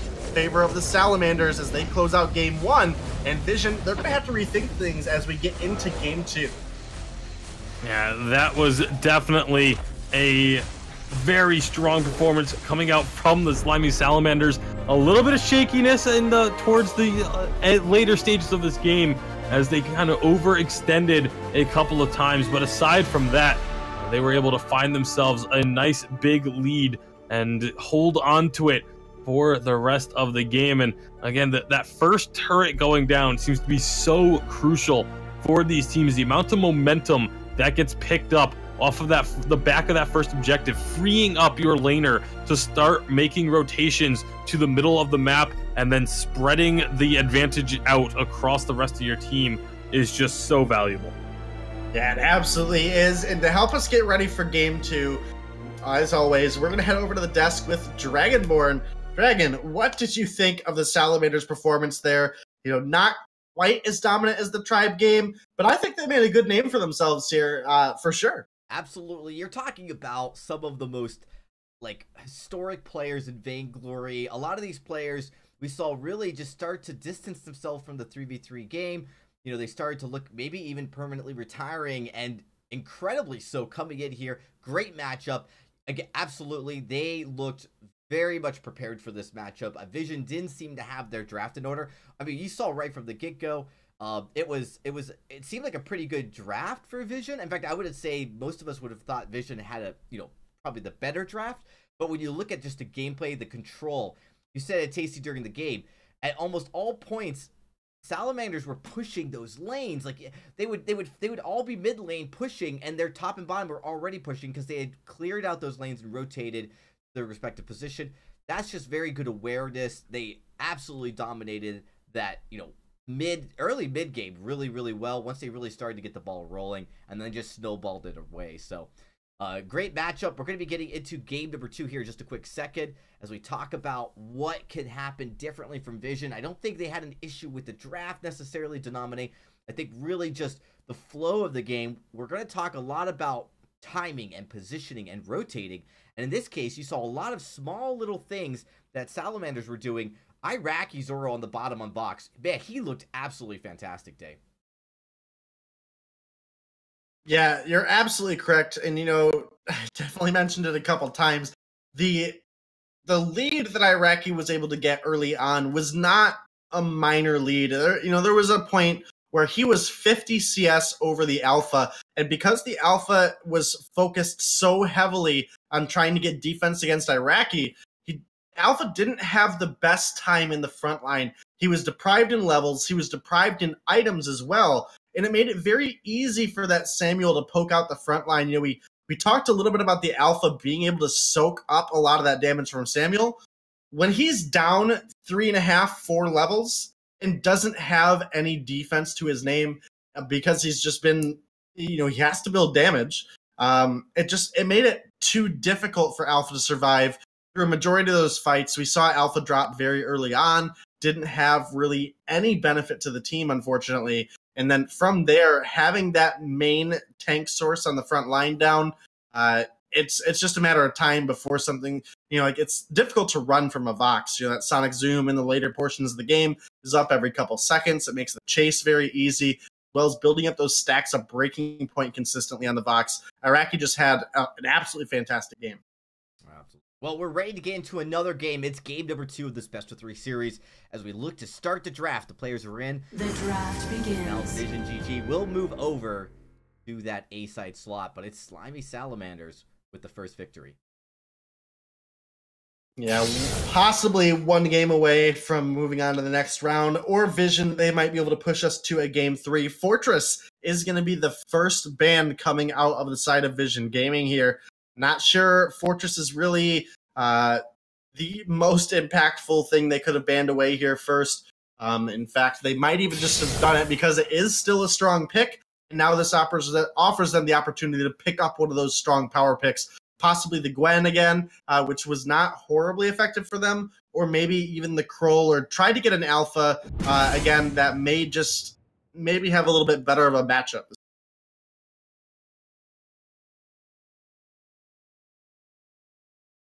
Is going to be the Kroll locked in first. So again, Kroll very good at taking early and mid advantages, especially when he can get the weapon buff. Typically speaking, we don't talk about, at least in 3v3, we did not talk about Kroll being a very good early game hero. That has all changed with 5v5, thanks to some changes in both health pool and just natural sustainability as we were getting prepared moving into 5v5. Now granting those weapon buffs as well, that additional slow in the early game makes Kroll a just absolute menace in the jungle. Yeah, it's very difficult to get away from a Kroll early on. and has a lot of tools to be able to carry that momentum into the late game as well. That's one of the big things about early game heroes in Vainglory right now is a lot of the heroes that are strong early have a way to carry that momentum through into the late game. They don't fall off nearly as hard as the early game heroes used to in 3 versus 3. So it's definitely a lot of strength kind of has been thrust onto heroes like the Krull. Even Kashka can find some great advantages throughout the early game with her mobility and then just be a menace in the late game with a lot of cooldown. Churnwalker going to be getting a ban here, though. We haven't seen Churnwalker thus far on 5v5 throughout today, and I'm really looking forward to when we do get some serious Churnwalker plays onto the rise. I'll tell you who I'm excited to see play some Churnwalker is honestly Max Green, and just it was one of the strong picks for him in the last game. That was actually my so excited that he started throwing things around just at the thought of the prospect. But no, I definitely agree. Max Green, definitely one of those players that we know can play the Churnwalker exceptionally well. But it's not going to be happening. No one's going to be playing the Churnwalker this game. It is going to be a Catherine to be picked up for the side of Vision GG. Another one of these heroes that can play these unconventional roles. We've seen Crystal and Weapon Catherine in some of the solo queue highlights that get posted around the internet, around social media, or on Reddit. We do get to see quite a few interesting build paths for different heroes. Don't think we're going to be seeing one here today, but the thought has to remain in the back of your head at all times. Yeah, definitely see a lot of Crystal Catherine right now, or Aftershock cooldown Catherine in the meta, at least for that utility top lane is specifically where we see it usually. So it'll be interesting to see if that is what comes out. They obviously have this last pick coming up for them as well. By all means, could definitely go into the captain position. There's absolutely nothing stopping that Captain Catherine from coming out. Actually, a very good pick into the Rona. That reliable stun into the red mist is very useful. Other than that, not a whole lot of solid lockdown for the side of Salamanders right now. We do have the Oblivion, and we have some movement restricting, but we don't have a truly reliable stun coming out of them. So I'm interested to see what they end up going for that last pick there. Possibly even maybe even going into a Lance just to kind of help keep the Taka and the Krull at bay. But it is going to be a Ringo picked up by the side of Vision, so very likely going to be that Captain Catherine. And Catherine's actually a really interesting hero in 5v5. Yeah, and obviously the Ringo is going to be another one of these staples that we do get to see. I'll let you touch a little bit more on the Catherine in a bit, but Ringo, one of these heroes that definitely can flex either Weapon or Crystal. Given what this composition has already, I would think they might want to run this as a Crystal Ringo, just because you have as a Weapon Ringo, excuse me, because you want to have at that point you can go Crystal Taka, have a ranged weapon and Crystal, and a melee weapon and Crystal hero. It gives you so much versatility on the team. So I'm expecting a Weapon Ringo, but again, you never really know what the players are going to run until we see it on the rise. Yeah, you're absolutely right. It should be a Weapon Ringo. He's very aggressive in the early stage of the game, specifically because his Twirling Silver means he does not have to build a ton of attack speed, in order to dish out a lot of damage. As you mentioned perfectly, the Varia and the Taka, very, very efficient Crystal carries. Likely going to be that Taka going very, very defensive early on. And then obviously the Krull going to be going into the jungle. I'm a little more interested looking over at the side of the Salamanders to see how they run this. I would expect the Rona to be in the lane, but I am interested to see if they run the Baptiste or they run the Alpha in the lane, though, and then put the other obviously in the jungle. I would think Alpha probably is going to be going into the lane with the Baptiste in the jungle, but again, until we see really what each of these teams and what their hero pools are for each player, it's a little bit early on in the season to tell.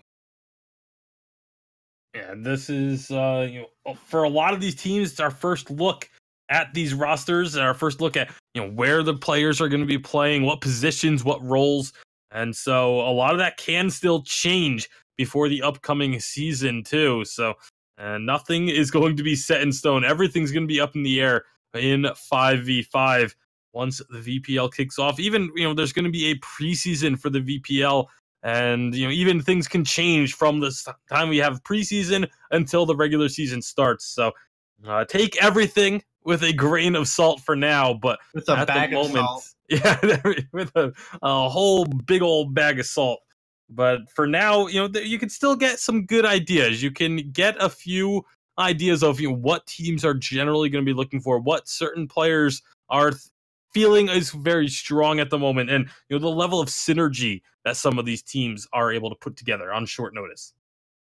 Yeah, you're absolutely correct. And I think we obviously also need to talk about it is looking like we may have an update mid-tournament on this, and that's where it's going to be really exciting because we're going to have a lot of changes to heroes, and players aren't going to have a ton of time to adapt. So looking into how the players are going to adapt and who's going to adapt the quickest is definitely going to be exciting to me, and see, just how impact the meta is by these changes. All right. Yeah, we'll Oh, sorry, guys. Well, we're getting into the game. I didn't want to go on too long. The game has started, so let's jump right into it and get into the action as we see those minions coming down the lane. Kind of forgot about you there, Dragonborn. I'm gonna be 100% honest with you. How rude! Throw it out there. Yeah, I'm quite rude. I'm gonna admit it right here and now. But I don't want people to think I'm rude. I want people to know it. I want them to be wholeheartedly know it.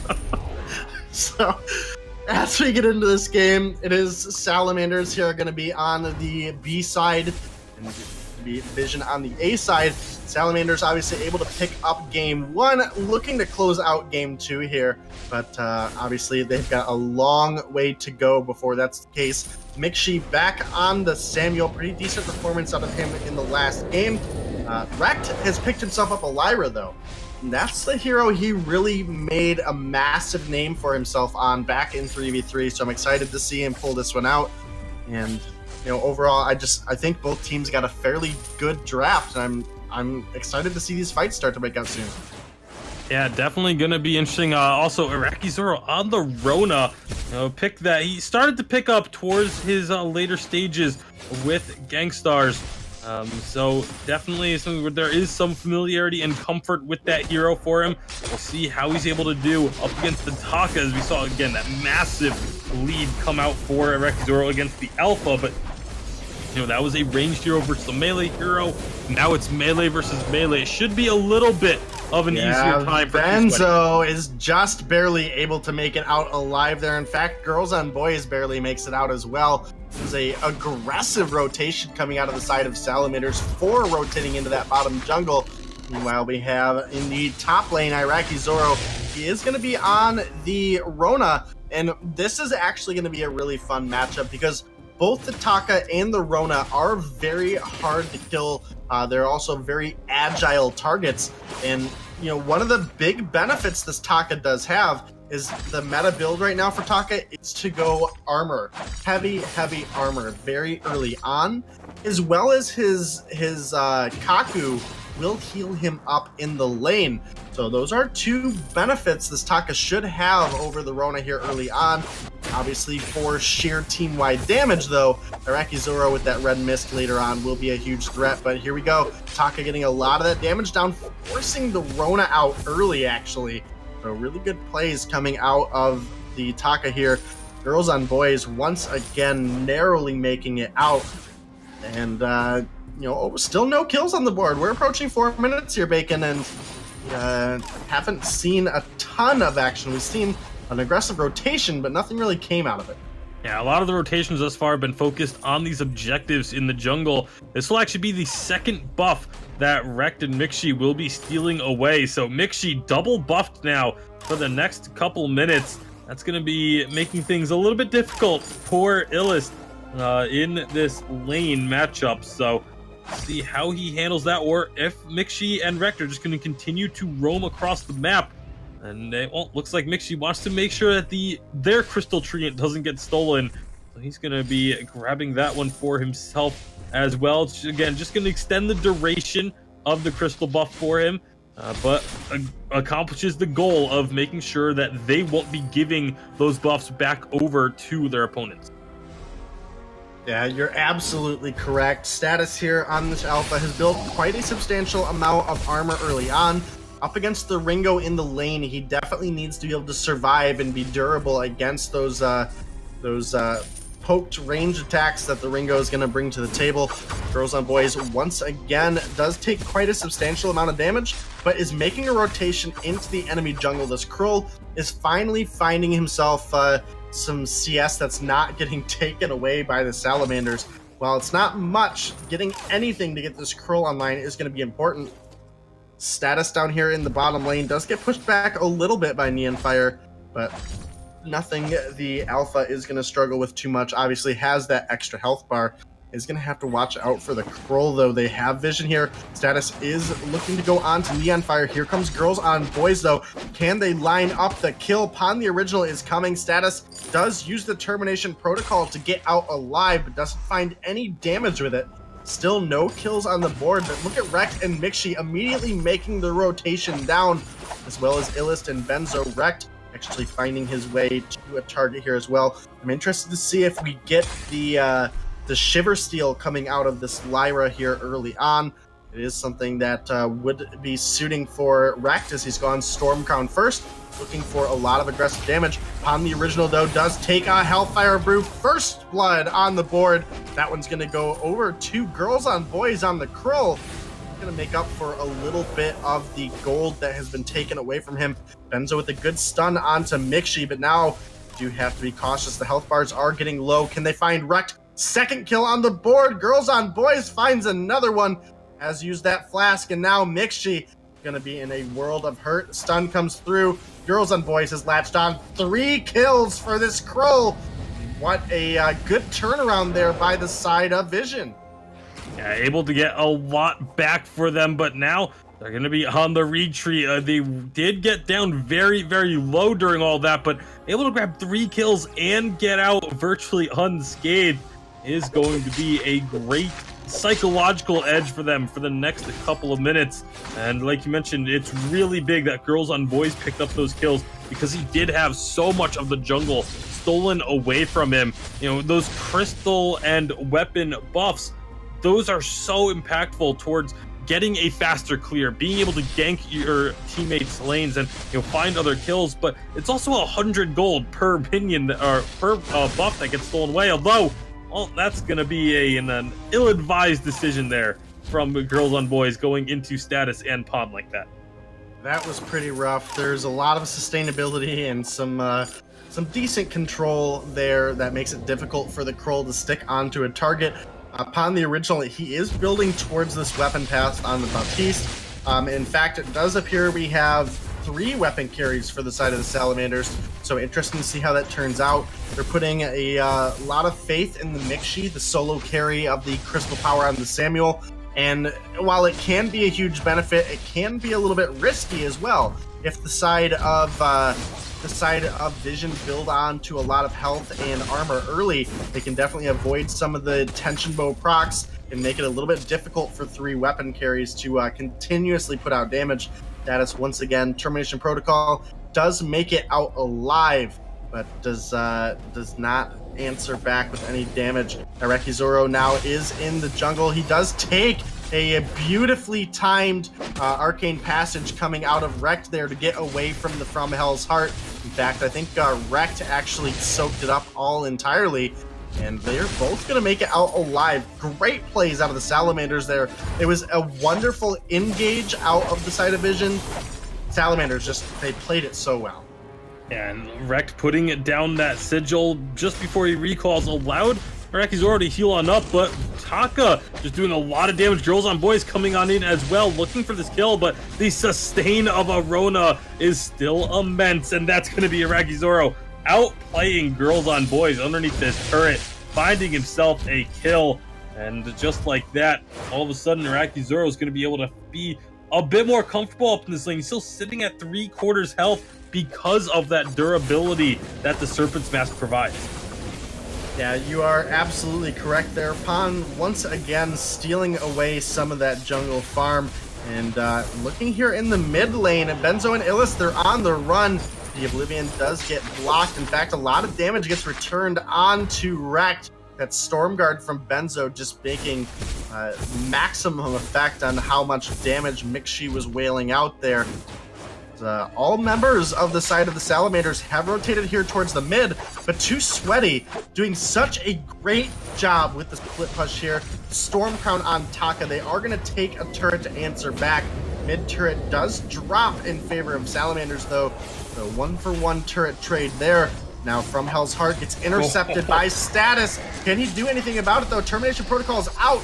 Not going to do a ton against the Krull, but the rest of the damage raining in from the team is going to force Girls on Boys back. In fact, Status dives in and finds a kill on the original. Is get on out alive. Rekt, the same thing can't be said about him, though. That's going to be a kill on back in the favor of Vision. And the rest of the Salamanders, they're just going to go ahead and head on out of that one. Yeah, some even trading, a kill for a kill, a turret for a turret on different sides of the map, but we'll see now. This is going to be Iraqi Zoro able to get a clean push onto this top lane turret and take that down, so giving a slight edge in terms of the... actually, no, it's not a slight edge because it's actually 7-7 on turrets remaining, but now fighting with this Taka, and it's going to be a pretty hefty duel. Going down low, however, is Iraqi Zoro. The drop here for sure. Taka should be able to find that kill. Meanwhile, Benzo did drop to Mixi, but Status and Pan as well. 7 kills on the board for the side of Vision Gaming. Turrets, as you just mentioned, 7-7, as obviously Girls on Boys picks up another quick kill onto Mixi there down in that bottom portion of the jungle. Is now looking to start up Ghostwing, and Krull, obviously, probably the most mindless hero at soloing objectives. So they'll be able to take that one quite easy. Rekt does have vision of this, though. Excellent placement for a second there before Krull moved. They had the health bar covered up. They're trying to do it again. And, Taka is going to come through and secure that one out. All 5 members here. Not a whole lot Rekt could do.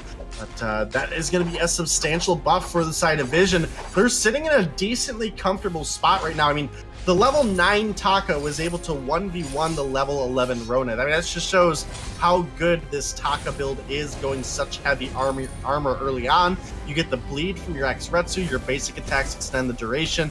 You get that little bit of damage from the Storm Crown as well.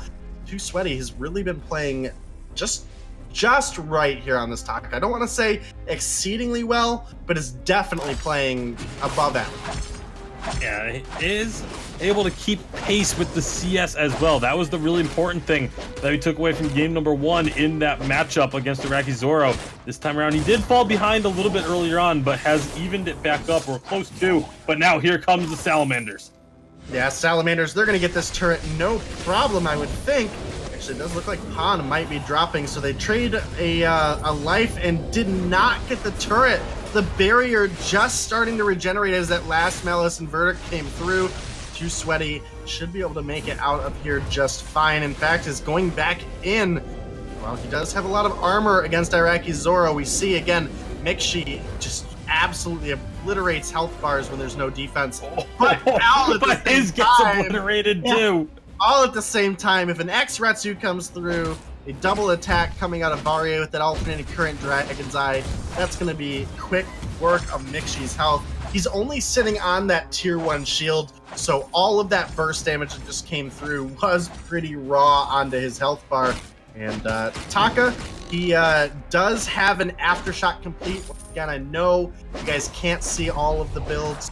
That is an important one we need to make note. The Taka has a little bit more damage now. Fountain picked up by Rekt. Status has that tension bow and the breaking point online. And turret is now once again destroyed by the side of Vision Gaming. They're now sitting up 2 turrets. They found themselves another kill on Pan. In fact, they found another lockup onto Mixi, and he gets obliterated again. Fountain is going to save Too Sweaty there. Benzo does get baited back on in with that Arcane Passage. I don't know if chasing the Catherine was the best mark that they could have made there, as the rest of the side of Vision Gaming takes down another turret there in the lane.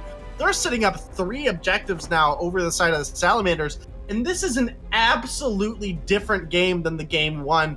Obviously, game 1, constant control by the side of the Salamanders. Again, Iraqi Zoro, massive dominating lead in the bottom lane, gave him a lot of freedom over the fights. That is not the case this time around. Vision, they've put their foot down, and they're taking this one by the horns. In fact, they might be pushing us to our first Vainglory 5v5 third game. It very well could be, unless there is a big comeback from the Salamanders.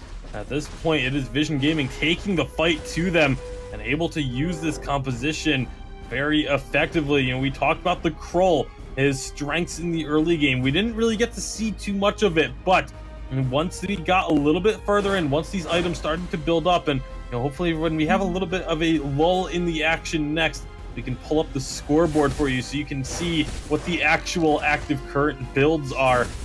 But right now it looks like we could be getting a fight over the Black Claw, as everyone is here. Here we go. Yeah, absolutely. This one breaking out. The Bright Bulwark is down. That's going to restrict some movement. The silence comes through. Huge silence out of Catherine.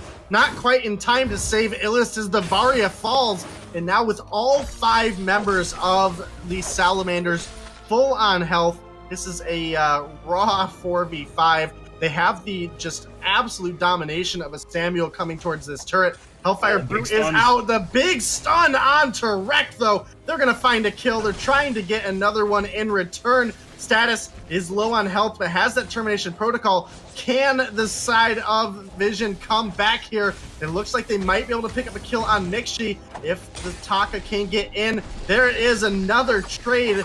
Rona does take down Krull upon the original. Not going to make it out alive. The Varia ult coming through off the respawn. Gonna pick that kill up. And what was looking like a great push for the side of the Salamanders, the side of Vision, they answer with an ace. Now they have the time to start pushing these lanes back up. Obviously, it's just Varia and the Catherine for now, but Varia obviously needs to get as many items online as possible to maintain maximum effect. Now might be a good moment if we can pull up the scoreboard on the spectator client, give these guys here in the Twitch chat a little bit more of a clarity on what's going on with the builds. Obviously, Varia working towards the Eve of Harvest now, it appears. And that's going to be a big pickup for Illust there if they're able to get that one online here soon. Metal Jacket just now complete for Iraqi Zoro as well. And Mixi is still sitting quite low on defense and gets blown up so easily, even just by the Taka. He needs to get an Aegis online as soon as possible if he wants to continue to have an effect. Yeah, and at this point, it is just... that fight just kind of showed that even though the game has felt a little bit one-sided in favor of Vision, it is still very much anyone's game. While, yes, they did get the ace there, the opportunities to pick off a member for the side of the Slimy Salamanders is there. If they pick someone off, they can find opportunities. Maybe there's an argument to be made that they could have gone for the Black Claw instead of trying to push down mid in that situation. But either way, a great defense from Vision Gaming to be able to stave them off and eventually get that ace. But now we see the Vision game really starting to come into play. A lot of Vision being put down around this Black Claw area by the members of Slimy Salamanders, and doing that not only gets you the Vision, but it also allows you to clear out your opponent's Vision of the area as well. But while that was going on, the members of Vision said, you know what, while you're dealing with that, we'll take Ghostwing, but now there's a fight. Yeah, there is. Girls on Boys is dangerously low. Neon Fire on the run as well. Can Iraqi Zoro get onto the Ringo? Status definitely can. They pick up 2 kills. Now it is 3 versus 5. Most members of both teams that are left are healthy. Iraqi Zoro obviously a little bit low here on the Rona, but Rona quite tanky, able to heal up with that Serpent's Mask. I actually wouldn't doubt if they just get this first turret and back on out. Obviously, we talked about the Black Claw up, and these death timers are starting to get longer and more effective. Rekt taking quite a bit of damage, and it's going to be Status picking up the last hit on that turret. They take the armory while they're here, And Girls on Boys and Neon Fire, they're coming up here in just a couple seconds. Not sure if the side of Salamanders will go straight for that Black Claw or just purchase. It would be very risky, especially with all 5 members of Vision Gaming alive. It does look like they are going to stray away from that objective, and I do think that is the smart call. After Aegis picked up by Status, War Treads picked up by Wrecked. Now here comes Vision, almost able to stop the recall there, not quite. But Vision Gaming, having seen that recall, they have started up the Black Claw for themselves. Most of the members of Salamanders are still here, though, and they are able to push that one off. Hellfire Brew comes through onto Mixi. Mixi is on the run. Arcane Passage comes through from Wrecked. Oblivion is going to go ahead and land there. Locks up all members of Vision. It is definitely something that you have to block out. And we did have a Crucible activation from Catherine, just not quite in the most effective moment. Vision, they've started up this Black Claw again. Salamanders, they are here. They know what's going on. Status is the only one not with the team right now. He is working his way over. Black Claw getting very low. It is going to go over to the side of Vision Gaming, though. Side of Salamanders, unable to make the steal. Mixi, low on energy, going to have to recall. Couple infusions picked up, and we've got a couple infusions burning still on the side of Vision Gaming as well. This has been such an intense back and forth game, Bacon. Now with Black Claw marching down the lane, can Vision close this one out? They have a long way to go. Wrecked is in. Hellfire Brew does go on out. Too Sweaty is trying to get onto that backline. Mixi is getting obliterated. That's going to be a kill going over to Varia. On the original, very low as well, but Varia, Illust is dropped. Benzo is the next to fall. Status falls as well. This has been such a crazy fight. The breaking point stacks are building up for Iraqi, though. That's a 4-for-2 trade in the side of the Salamanders. Too Sweaty, he's full on health. He is making a super sweaty escape, and that Taka will be the only one on the side of Vision to survive. 20-15 as the middle turret and armory, almost the armory falling to Black Claw, not quite though. So that mid lane is still going to push a little bit harder for the side of the Salamander.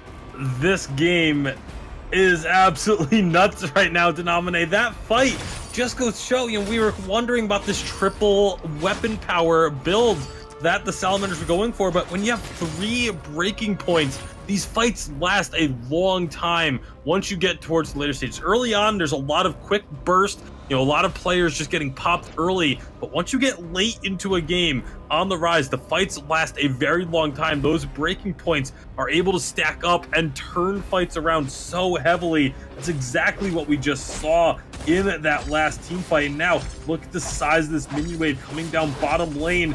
I don't think it's going to be capitalized on, as the members of the Salamanders are not looking to make a push with them. So that's a little unfortunate, because they had a large minion wave built up down there that should be able to get cleared away. Although you see Neon Fire not wanting to take the risk to step out of the safety of that turret in order to go ahead and clear that out. But Ghostwing is going to be captured up. It goes very quickly at this stage of the game. 23 minutes in. Next fight could be decisive to nominate. And here we go. From Hell's Heart is going to miss. Kroll is now separated from the team. Neon Fire launching up the Hellfire Brew. Iraqi Zoro's coming in. Rona able to build up a lot of stacks, but has been forced low incredibly early on in the fight. Is going to make the escape with the Arcane Passage. Meanwhile, Status was able to pick up Neon Fire. He's now on to Illust. Can they pick up the kill? Status is rooted. Did get that kill picked up, though. Too Sweaty dancing around these fights. Can he come through? It does look like this fight is just going over to the side of the Salamanders. They can lock up Benzo here. Even if they can't lock a kill on Benzo here, they should just be able to push down the mid lane. They have the armory destroyed. The bottom turret was destroyed by those minions. They should be able to close out the game with this ace. And Salamanders, in a much more even game 2, are going to be the second winners, advancing in the winners bracket here in VISPRO. Again, your guys' first look at the top of the competitive gaming scene for Vainglory 5v5. We will have more action for you guys in the upcoming week as well. We have games for you guys just about every night, all through until the weekend, so you guys won't want to miss those. Bacon, anything to say about that last game? What a great game that one turned out to be. 21-20 in 24 minutes. You know, it looked like it was going to be Vision GG turning this into a 3-game set, but that's my favorite thing about 5v5 thus far is you are never truly out of a game until that vein crystal explodes. The members of the Slimy Salamanders able to stay in this one and survive long enough to get these builds online. You can see the gold values there. Iraqi Zoro, 17,000 gold, the highest in the game with ease. But the rest of the team as well, just able to get their builds to this late game point where they could finally turn it around. It just took a couple of fights, one pick, and then a team fight, and then a full-on team fight after that where they were able to nearly get the ace, and then finally closing things out with an ace in the end and coming from behind to get this victory. A great showing from the Slimy Salamanders, a good showing from Vision GG as well, but definitely going to be a bit to work on for both of these squads if they want to have a hope of taking on that tribe roster we saw earlier today. You're absolutely right, Bacon. That tribe roster was absolutely insane to watch.